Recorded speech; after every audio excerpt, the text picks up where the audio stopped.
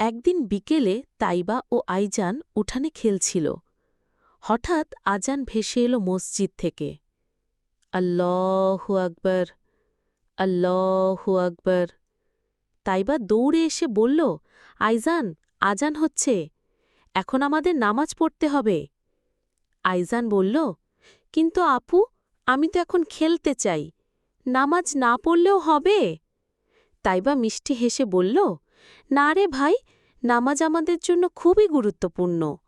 নামাজ হল আল্লাহর ডাকে সাড়া দেওয়া। যেমন মা ডাক দিলে আমরা দৌড়ে যাই, তেমনি আল্লাহও ডাকছেন, আমাদেরও যাওয়া উচিত।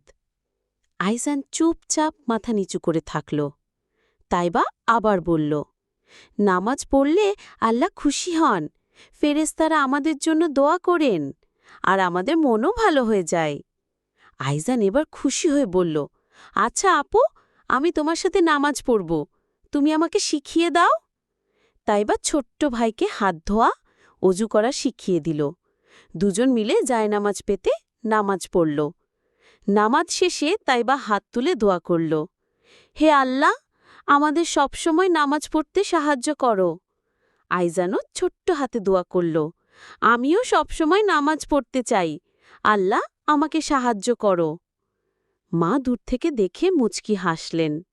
তার মনে হল, আমার সন্তানেরা যদি এভাবেই নামাজের অভ্যেস করে, তবে তাদের জীবন আলোকিত হবে। শিক্ষা: নামাজ পড়া প্রতিটি মুসলিমের জন্য জরুরি। ছোটবেলা থেকেই নামাজের অভ্যেস করলে আল্লাহ দুনিয়া ও আখেরাতে সুখ দান করবেন। গল্পটা যদি ভালো লাগে তাহলে লাইক, কমেন্ট, শেয়ার, সাবস্ক্রাইব করবেন।